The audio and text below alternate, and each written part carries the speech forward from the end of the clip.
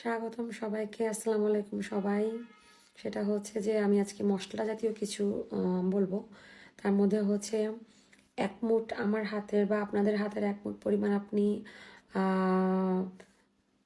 লবঙ্গ নেবেন, এক মুঠ দারুচিনি, এক মুঠ হচ্ছে আপনার তেজপাতা এবং এক মুঠ গোলমরিচ, আস্ত গোলমরিচ। এই চারটা একসাথে সম পরিমাণ নেবেন এক মুঠ।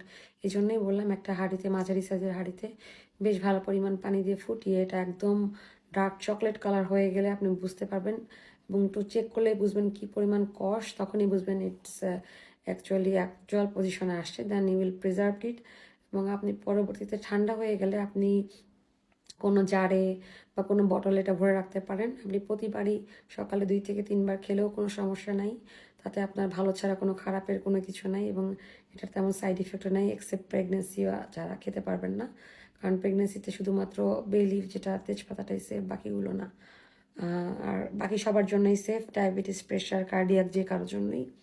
সেই কী কী সেফ সেটাই আমি এখন বলবো। একটা হচ্ছে তেজপাতাটা আমার মতো যাদের নিউরোলজিক্যাল প্রবলেম আছে বা হচ্ছে যাদের হেডেক আছে, মাইগ্রেন আছে, সবটাই রিমুভ করে এবং বেশ ভালোভাবে রিমুভ করে।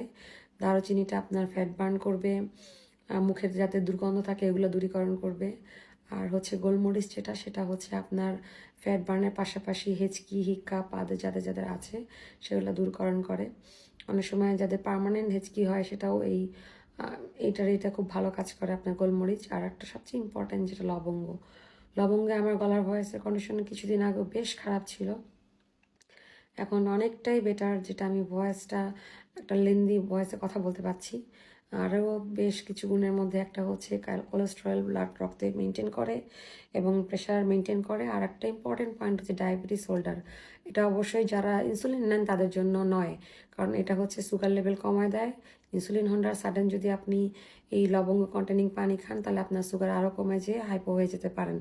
ইনসুলিন ছাড়া বাকি যারা ইনসুলিন ছাড়া শুধু ওষুধ খান ডায়াবেটিসের, অথবা ডায়াবেটিস হয় নাই আগে যেন ফিউচারে না হয়, আগে থেকে কনসার্ন হিসেবেও যদি খেতে চান, ইটস দ্য বেস্ট অপশন লবঙ্গ।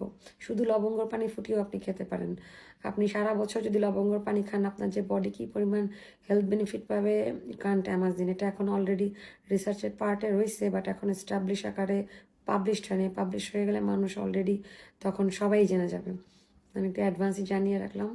রেগুলার এটাকে প্রিজার্ভ করে আপনি প্রতিদিন 2 থেকে 3 কাপ গরম পানির সাথে অ্যাড করে এতটুকু পরিমাণ মগের একটুখানি নিয়ে অ্যাড করে খাবেন, দেখবেন চার মতোই লাগছে।